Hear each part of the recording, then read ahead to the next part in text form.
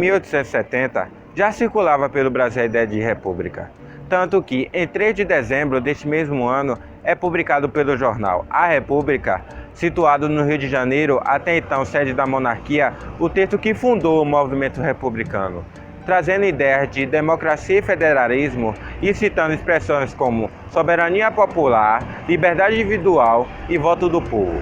Esse manifesto colocou em pauta o que pensava a sociedade da época e sua insatisfação com o governo monárquico vigente. Em meio a tantas crises desse governo, se tornou inevitável, e em novembro de 1889, o Marechal Deodoro da Fonseca instalou a República no Brasil e expulsou do território brasileiro a família real. No Brasil, a República começa com um golpe.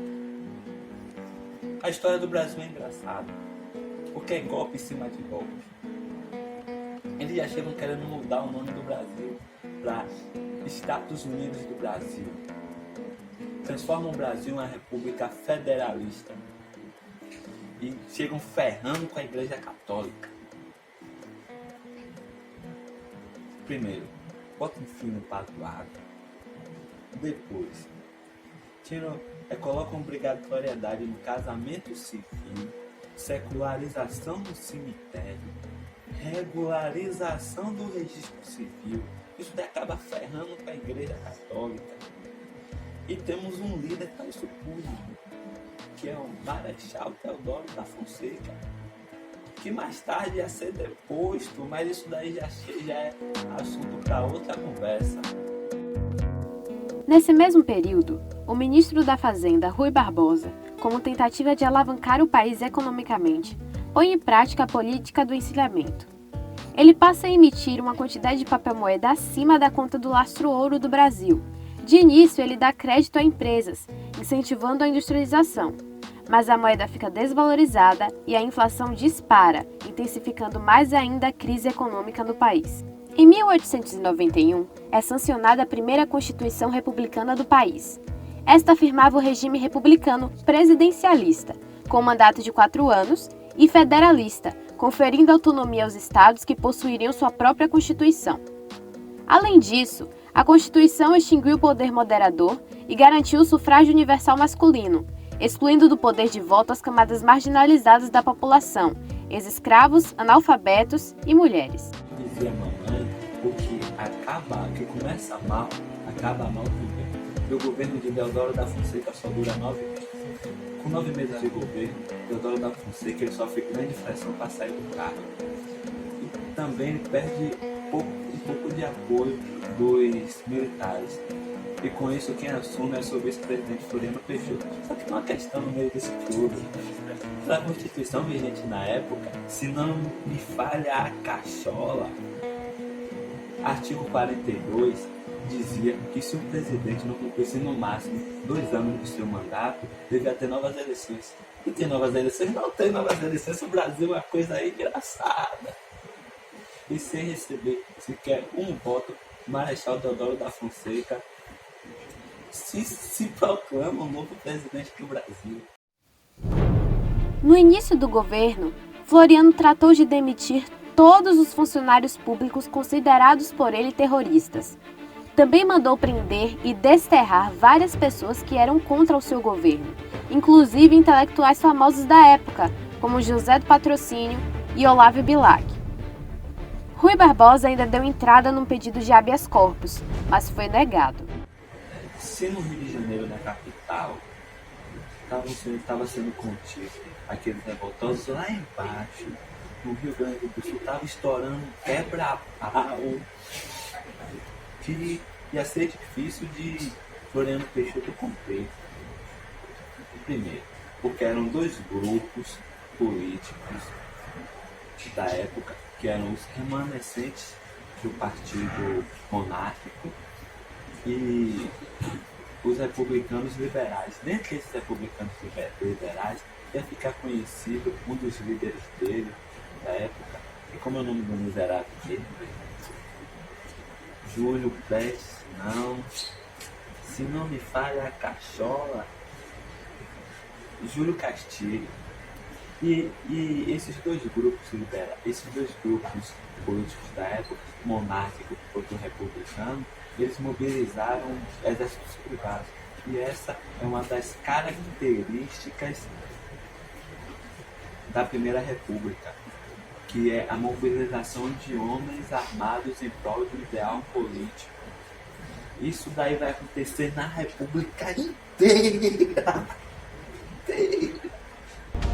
A Guerra Civil não ficou somente no Sul e atingiu até o Rio de Janeiro, onde oficiais da Marinha publicaram um manifesto exigindo novas eleições. Os revoltosos diziam agir em nome da Constituição Republicana, mas foram tidos como monarquistas por Floriano. Após uma batalha sangrenta entre os revoltosos e as forças de Floriano na Ponta da Armação, os navios dos revoltosos se dirigiram ao sul do país, enquanto Floriano iria ao exterior comprar mais navios para fortalecer suas tropas e finalmente derrotar os revoltosos. Esse fato acontece em 1894. Com risco da desarticulação do poder federal, Floriano Peixoto, que não era besta animado, se une com as elites políticas da época, que eram São Paulo, Minas Gerais e Bahia. Fato interessante daquela época, na Primeira República, que São Paulo tinha uma força política tão grande, que obteve poderio aéreo militar antes mesmo da República, antes mesmo das forças federais terem força aérea. Se você reparar, nesse tempo a gente fala muito de marinha e exército, porque a força federal ainda não tinha força aérea. Mas se você parar para pensar bem, pense comigo. São Paulo tem uma força política militar mais forte do que o próprio Floriano Peixoto. E com isso, São Paulo impõe a Floriano Peixoto que aconteça as eleições de 1894 e assim elegendo Prudente Moraes, que era um candidato à presidência. Ele é um fato interessante também, ele era paulista. E daí em diante você vê uma nova política que vai se passando, de políticos paulistas, políticos mineiros, mas isso daí é um papo para outro vídeo. Tchau! Entre os anos de 1896 e 1897, durante o governo de Prudente de Moraes, houve um conflito na região de Canudos, no sertão da Bahia. Ocorreu uma guerra sangrenta entre camponeses, seguidores de Antônio Conselheiro, e militares enviados pelo próprio governo brasileiro para acabar com o povoado de Canudos. O Arraial de Canudos começou quando Antônio Conselheiro e seus seguidores, em uma das suas andanças pelo sertão da Bahia, encontraram uma espécie de terra, fazenda abandonada, e decidiram ali ficar. Começando um modelo de sociedade onde tudo que era produzido ali era dividido igualmente entre todos, para que todo mundo pudesse viver com o mínimo possível. Em 1896, Canudos já contava com uma população de quase 20 mil habitantes. E foi aí que os coronéis e grandes donos de terra começaram a ver Canudos como uma ameaça, pois eles precisavam da submissão dos camponeses para entrarem ou se manterem no poder dentro da política. Desesperados, os coronéis foram buscar ajuda com o governo da Bahia. Fizeram uma falsa acusação, dizendo que os habitantes de Canudos haviam roubado madeira. Então o governo da Bahia, incapaz de resolver o problema, solicitou apoio ao governo federal, que, para evitar uma revolta popular, acusa o Arraial de Canudos de ser um povoado monarquista, o que confere aos militares apoio da população. Mesmo depois da farsa que foi contada pelo governo para justificar o massacre de Canudos tendo sido descoberta, Prudente de Moraes conseguiu terminar o seu mandato e ainda passou o seu cargo para Campos Salles, que presidenciou entre os anos de 1898 e 1902. Esse período ele ficou conhecido como política do café com leite, na qual o cargo de presidente era alternado entre paulistas e mineiros. paulistas, que eram os maiores produtores de café, e mineiros, que além de grandes produtores de café, também eram grandes produtores de leite e derivados. O governo de Rodrigues Alves, que perdurou de 1902 a 1906, ficou marcado pela modernização da cidade do Rio de Janeiro, uma política de austeridade monetária e implementação de medidas para a erradicação da varíola e da febre amarela, que resultaram em grande agitação da população, fazendo explodir revoltas urbanas que marcaram a época, como a Revolta da Vacina, em 1904. Vale ressaltar que essa agitação se deve à imposição da autoridade advinda do governo. Outra revolta marcante foi o caso do Padre Cícero, atuando como líder político em Juazeiro, no Ceará, por volta de 1889 a 1934. A agitação se deu por conta de sua excomunhão devido à hóstia consagrada da comunhão, que supostamente havia sangrado. Mas o padre nunca se considerou rompido com a igreja e por toda a sua vida seguiu lutando com seus seguidores para se reintegrar à Igreja Católica. Durante a Primeira República, Padre Cícero se tornou uma figura decisiva do quadro político do Ceará, do Vale do Cariri, de todo o Nordeste, sendo até eleito prefeito de Juazeiro. As irmandades que eram a favor de Padre Cícero, mas pareciam comícios políticos. E, de certa forma, elas eram. Uma característica marcante deste período foi o cangaço, fenômeno do banditismo brasileiro ocorrido no Nordeste do país, em que os membros do grupo vagavam pelas cidades cometendo atrocidades, roubos e furtos. Os nomes mais famosos do cangaço são Jesuíno Brilhante, Corisco e o mais famoso de todos, o Lampião. Logo no início do governo de Hermes da Fonseca, de 1910 a 1914, ocorreu a Revolta da Chibata. Essa agitação dentro da Marinha foi desencadeada por conta dos castigos físicos aos quais os marinheiros eram submetidos. Mas o que precipitou a revolta foi uma punição de 250 açoites. Como resposta, 2,4 mil marinheiros tomaram 4 embarcações de guerra sob a liderança de João Cândido, e em manifesto escrito, os revoltosos pediram o fim dos castigos físicos na Marinha e ameaçavam bombardear a capital, até então Rio de Janeiro. O presidente Hermes da Fonseca e seu opositor Rui Barbosa atenderam à demanda da proibição dos castigos físicos, além de conceder a anistia aos revoltosos. Entretanto, o novo decreto foi posto em vigor, permitindo afastar da armada inconvenientes à disciplina, o que acabou gerando uma segunda revolta sem adesão de João Cândido e provocou violências e regressões, com graves violações de direitos civis dos marinheiros implicados. Outro conflito que aconteceu nesse período foi a Revolta do Contestado, de 1912 a 1916, entre pequenos proprietários de terras, liderados por José Maria, que durante o conflito vai a óbito, e representantes dos poderes estadual e federal, sendo este um movimento monarquista associado a práticas religiosas. O fim dessa revolta se dá no momento em que os fazendeiros se refugiam para uma cidade sagrada, localizada em Taquaraçu, e lá são duramente atacados pelas forças estaduais e se finda em 1916. O ano de 1922 foi marcado por acontecimentos mais expressivos e efetivos em relação ao colapso da Ordem Constitucional de 1891.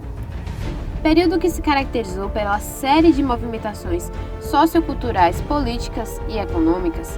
A emergência das insurreições militares tenentistas é um desses grandes acontecimentos de 22, que mexeram radicalmente no cenário político. Os militares nunca estiveram distantes da política durante a Velha República, porém no governo de Arthur Bernardes, o republicanismo oligárquico foi altamente questionado pelos militares. Os principais motivos estão situados no fato da reação republicana ter fracassado e Bernardes ter ganho a eleição, e na imagem antimilitarista do eleito, reforçado pelo episódio das cartas falsas de Arthur Bernardes contra o respeitado marechal Hermes da Fonseca. Esse mesmo marechal foi preso e teve seu clube militar fechado durante o governo de Bernardes. Esses fatos ocasionaram um levante militar no Forte de Copacabana, dando início ao movimento citado anteriormente. Bernardes permaneceu em seu mandato, governando em estado de sítio em meio às tensões militares, quando em 1924 a segunda rebelião tenentista ocorreu em São Paulo, contra o presidente do estado, Carlos Campos. Os resultados desse novo levante, juntamente com as forças tenentistas do Rio Grande do Sul, dá origem à Coluna Prestes. O tenentismo foi um movimento político-militar composto por tenentes e outros oficiais do exército que estavam insatisfeitos com o sistema político brasileiro. Era basicamente um movimento de revoltas armadas com o objetivo de destituir, de acabar com a política, com o sistema oligárquico no Brasil, e instalar um sistema republicano com base nos ideais da classe militar daquela época. A eclosão do movimento tenentista ocorreu a partir de 1922, ano em que aconteceu a primeira ação organizada tenentista, a Revolta dos 18 do Forte de Copacabana. Porém, sendo analisado o cenário político e as etapas ideológicas presentes no Brasil desde a proclamação da República e pouco antes, esse movimento foi enraizado com o fortalecimento dos setores das Forças Armadas Militares a partir da ideologia republicana positivista. A Coluna Prestes foi considerado o maior movimento tenentista. Surgiu a partir da união de revoltosos que restaram do segundo levante, que foi a chamada Revolução Paulista, e revoltosos do Sul, liderados por Luiz Carlos Prestes. Este movimento percorreu 25 mil quilômetros em um percurso que cruzou 12 estados diferentes. A Coluna Prestes teve como objetivo derrubar oligarquias e coronéis locais e obter apoio contra o governo de Arthur Bernardes e contra o sistema político e fraudulento dos coronéis. Embora tivesse um número indefinido de participantes, em todos os combates que participou, não perdeu nenhum. Outro importante acontecimento no ano de 1922 foi a Semana de Arte Moderna, que ocorreu em São Paulo. A Semana de Arte Moderna foi um símbolo de mudança que introduziu no cenário brasileiro as correntes do modernismo, trazendo inovação nos campos culturais e sociais. Isso a torna um fator relevante na ruptura de 1930 com a Constituição de 1891, juntamente com o movimento tenentista. Os Estados Unidos eram os maiores compradores do café brasileiro. Com a crise de 29, a importação desse produto cai bastante, o que acaba afetando profundamente a economia do país. Não só a economia, mas também a política, deixando o país completamente estável. Nessa época, se praticava a política do café com leite, que era a alternância do poder entre as oligarquias de São Paulo e Minas Gerais. Mas com o advento da crise de 1929, São Paulo decidiu romper com Minas e administrar essa crise de sua forma, já que eram os maiores produtores de café do país. Então eles lançaram a candidatura de Júlio Prestes. Como reação, os líderes de Minas Gerais fizeram uma aliança com o Rio Grande do Sul, Pernambuco, Paraíba e Rio de Janeiro, que ficaram conhecidos como Aliança Liberal. Eles tinham como objetivo lançar a candidatura de João Pessoa como vice-presidente e Getúlio Vargas como presidente, para fazer frente à oligarquia de São Paulo. Mesmo com toda essa mobilização, Júlio Prestes ganha as eleições, porém a Aliança Liberal começou a articular uma saída alternativa que acabaria culminando em um ato revolucionário. Tal ato se tornou possível graças à aliança que Getúlio fez com Góes Monteiro e Juarez Távora, militares, as fraudes eleitorais, degola dos deputados e o assassinato de João Pessoa, que foi usado como desculpa política para o estopim da Revolução. No dia 3 de outubro de 1930, tropa de revoltosos se põe em marcha. No dia 24, um grupo de oficiais militares depõe o Washington Luiz, atual presidente. E então, em 3 de novembro, o governo é entregue de caráter provisório a Getúlio Vargas até 1945.